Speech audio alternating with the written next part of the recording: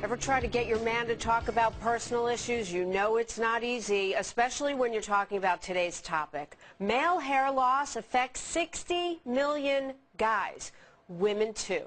Dr. David Samadi, a member of our Fox News Medical Aid team, a Fox News contributor, has been discussing a lot of issues that affect men. This is one I had actually asked you about for women as well. Tell us what some of the major types of hair loss are and maybe what causes it. Well, the most common one is what we call a male pattern and bald pattern, or androgenic alopecia.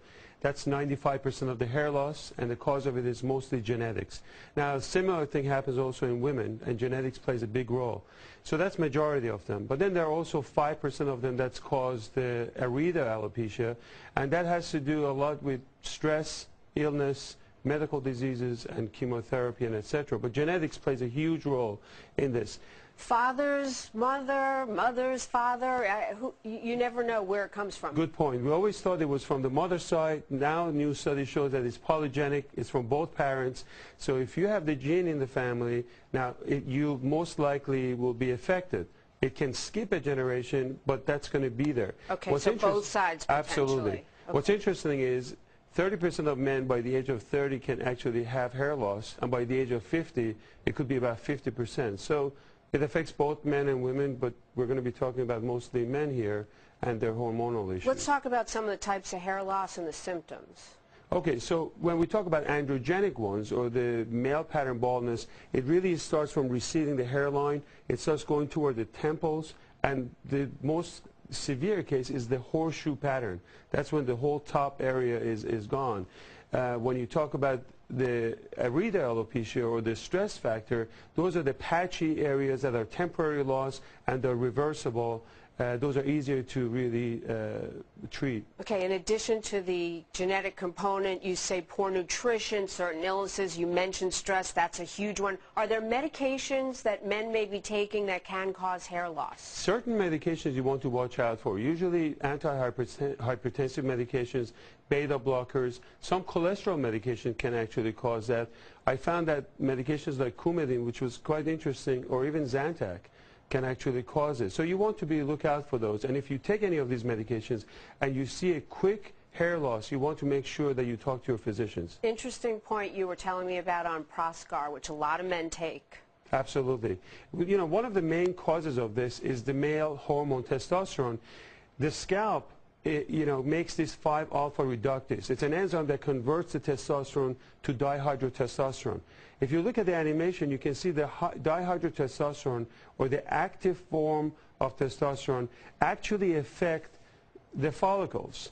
And over time, it can actually shrink the base of this hair and result in the hair loss. So DHT, or the active form of testosterone, is the main reason why men actually lose their hair. And Proscar has Propecia in it, now, which is a treatment for hair loss? As a urologist, I use a lot of Proscar because what it does, it prevents that enzyme. So it prevents the testosterone to active testosterone, and we found out that men actually end up having hair growth.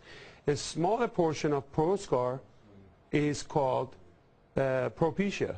And Propecia is 1 milligram. So the main take-home message is that if you're taking those medications, it can affect your PSA or...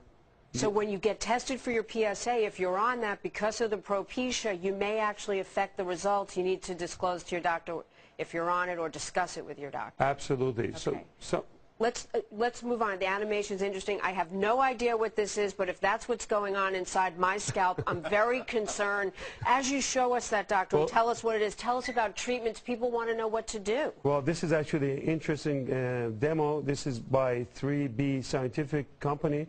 As you can see, it's amazing. Here's the scalp. This is the hair. You have all these sebaceous glands. Usually Rogaine, which is a topical one, affects the scalp, and that can increase the blood flow to the hair.